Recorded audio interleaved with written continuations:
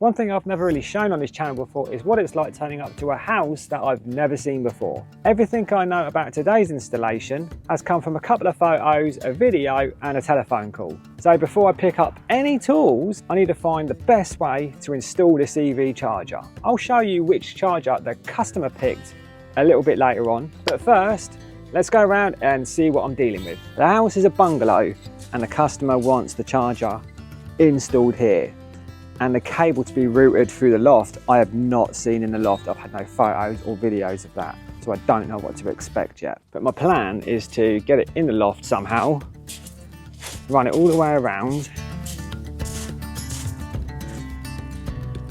and then here is the consumer unit, which is a modern, a new Luden one with a surge protection device and some spare ways.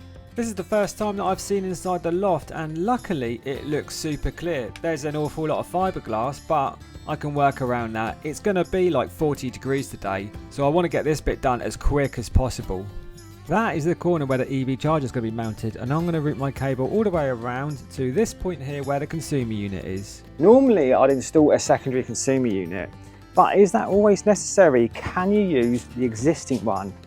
Well, yes, you can. In this circumstance, that consumer unit there, I've got an RCBO which disconnects the neutral, so that's fine. It fits in that board, that meets the regs. It's got a surge protection device, it's fire rated, it looks like it's been installed pretty well. So I'm more than happy to use that. So if your consumer unit, or your customer's consumer unit, looks similar to that, there's no reason why you can't use it. I think I've been quite lucky with the loft space being super clear, but it is like the hottest day of the year.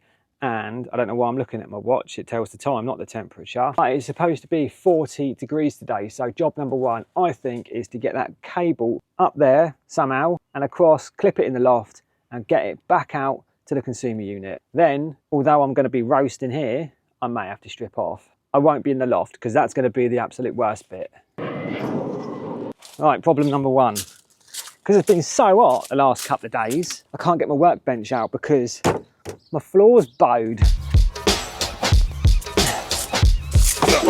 Oh. Where I'd like to route my cable is right in that corner, but unfortunately there's a joining strip there and I'm very conscious of this, so I'm going to drill a tiny little hole just to the right of it, just to see if I can get a clear route. I think I've got a clear route. I've definitely hit a little bit of wood there, but I expected that, so I'm going to drill a little bit of an angle and hopefully with this 22mm bit and see if we can just get around that. That is not helpful. Go on. Right, I need one of these that's more powerful. Yes. Right, we're through.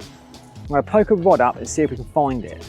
Then I'm going to remove the fiberglass, spit gun, D-line clips, fire away, pull the cable through, bish bash bosh, done.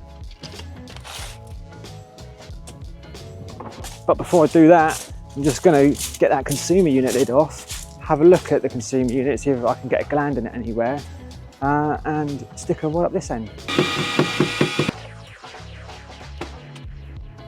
Oh, I can work with that. I'm happy with that. Got a nice big hole there, so I can just get my cable through here, and then I'll deal with this in a minute. The rod went up there lovely, so that's a really good indication. Now I'm just going to get all my tools and PPE ready because I don't want to be climbing in and out of that loft constantly. Working in lofts is frankly horrible, but I think it's one of those things you just need to take your time, accept you're in that environment and get on with it. The first thing I want to do is just move some fiberglass, and I'm going to get all of my D-line clips fired along my joists. What you'll find in an awful lot of lofts is that cables are just flung in, and the reason is basically the lofts are horrible to work in, so they just get lashed in. But all my cables have to be supported with fire rated clips. Now all the prep work's done, I can get the Doncaster Cables EV Ultra cable out, tie it to my rod and try and get this into the loft. One thing I've realised since running my business is that information ends up absolutely everywhere. You've got text messages, WhatsApp conversations, emails, photos, notes on your phone. And before you know it, you're trying to remember everywhere that you've saved everything. Well, I am anyway. And that's where Tradeify has really helped me. Rather than leaving everything scattered across different apps, mobile phones and computers, I can attach it all to the job pack. including the quotes, the customer's details, the invoices, their certificates, building control notifications. Everything can live in this one place, an ecosystem of information. Now, I've had customers call me back in 2 or 3 years' time, and because I've used Traderify for so long, I can instantly put their name in the search bar and it pulls up everything that I've done for them, along with all the correspondence, jobs and information. The whole history of everything that I've done is there. And we need to be honest, when you're running a business, you have enough to think about already. The simpler you can make your systems, the better. I would genuinely recommend giving Traderify a go. And if you do, you can get 50% off your first 3 months using my discount code SOTA. But before that, you can do a 2-week free trial and you don't even have to give out your bank details. So what are you waiting for? This is where you need 2 people. This is one of those times that I really do wish I had an apprentice. Oh no, I broke it. Bollocks. Snap my rod.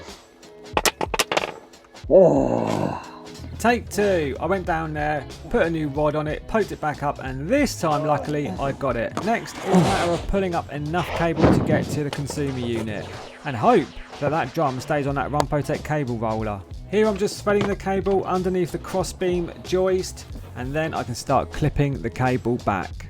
Taking on some of these jobs via remote surveys without even seeing what the loft space is like can be a little bit risky. But being an electrician, it's all about problem solving, and that is just part and parcel of the job. With the cable now secure, put back some fiberglass, and that's it, I'm out of here. That is the Super Rod Casualty. Clean snap, like that. That's the trouble, right, Super Rod's great, don't get me wrong, but when they snap like that, because these are made out of fiberglass, new rods that I've got, they're by Rumpotech, they're called Rumpo Sticks. I'll leave a link in the description below. And they're made of something called basalt. I think that's what it's called. Not fiberglass. So they don't, if, you know, these do snap. I'm not saying that no rods will ever snap. These do snap. This is what happens.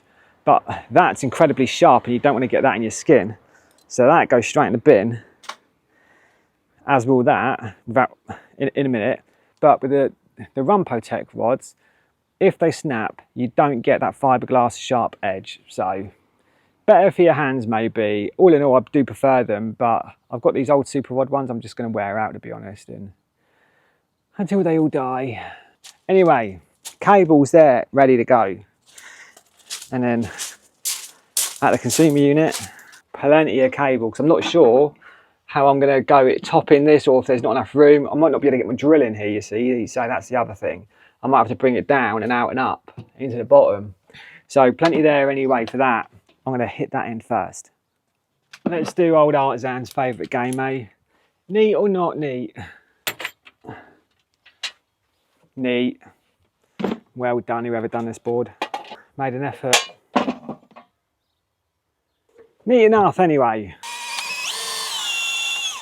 What I decided is, regardless, the cable needs to go into this trunking first. So I'll put a fire rated grommet in the top and I'm just feeding the cable through and down and get that dressed in nicely. I've got a couple of ideas for here. The first one is to isolate the board and drill a 25mm hole through that and through the trunking and bring my cable in there. Install a fire grommet, or I can take it out the bottom of the trunking, down here, and then swoop it up. But that's another cable on show. So I think I'm going to isolate the board, get the bus bar out and see if option 1 is a goer.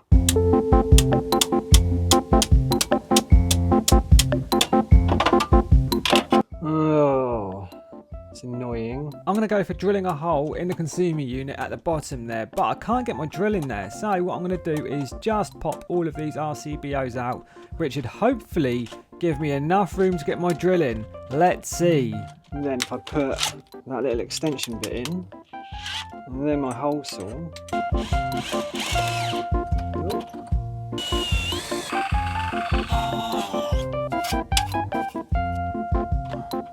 There we go.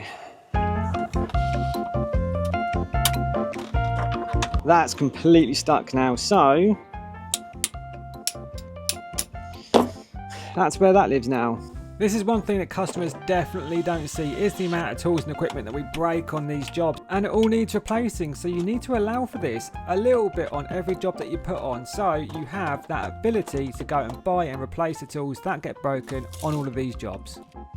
So if you're going to use an existing consumer unit, or you have an existing consumer unit, you need to make sure you can get a RCBO. This is a 40 amp double pole RCBO. And what you're looking for is, there's a little line diagram just there, and it shows that the neutral is switched and can be broken. That is what you're looking for. Now I've got to just try and not ruin this matey's board. Come on, fishy. Okay, this is all ready to go at this end. I have cables ferruled, ready for dead testing. Little Wago box there with the Cat 5 pulled up and landed there. Everything's torqued back up. So, let me show you what charger we're going for today. When I quoted for this job, I'd done 2 quotes for 2 different chargers. One was the Anderson Quartz and the second one was the Simpson & Partners, with different colour combinations that my customer chose to pick from. Now there's lots of reasons why you can pick chargers, and it can get very technical, or sometimes it's just down to how it looks. These are both good chargers, and a decision was made simply on my customer preferring the look of this charger and the fact that it matched her front door. Sometimes it's just about a nice looking charger. Let me show you. If you found this video because you're looking for an EV charger, this is the Simpson & Partners, and it's very customizable. My client has gone for a Cotswolds green with a mid-oak top on this one, and it is extremely nice. The good thing about it is you can take into consideration the colour of your front door or surrounding features, and you can match it pretty well on their website. All you need to do is go on the Simpson & Partners website, build and customise your EV charger to suit you. And if you're looking for a top-notch install and you're not too far away from Portsmouth, I'll leave a link in the description below where you can fill out an inquiry form, get all the photos and videos uploaded just like this client did, and I will come back to you with a quotation. This is the part of the job that I really enjoy, is connecting up the charger and getting it working. Everything about this charger is nice to install, so if you are an installer, maybe give the Simpson & Partners a go. With all of these charger installs, I do recommend installing CT clamps, which isn't always possible. But with the Simpson & Partners, you have the option of a wireless CT receiver, which can really get you out of trouble. Just look at it, it's just lovely.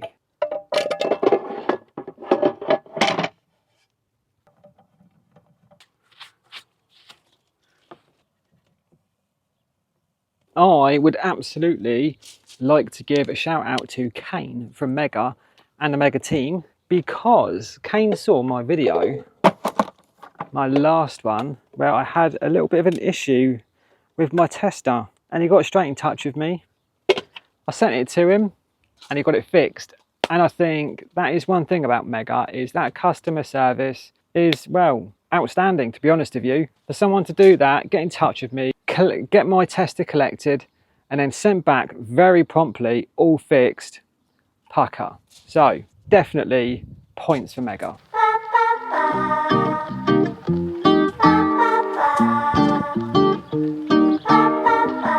So that is it, another EV charger installed, and turning up to the house that you've never seen before is just part of the job. Sometimes everything goes to plan and sometimes you just have to adapt. But that is all part of being an electrician. I hope you've enjoyed the video. Please subscribe to my channel and I'll see you next week.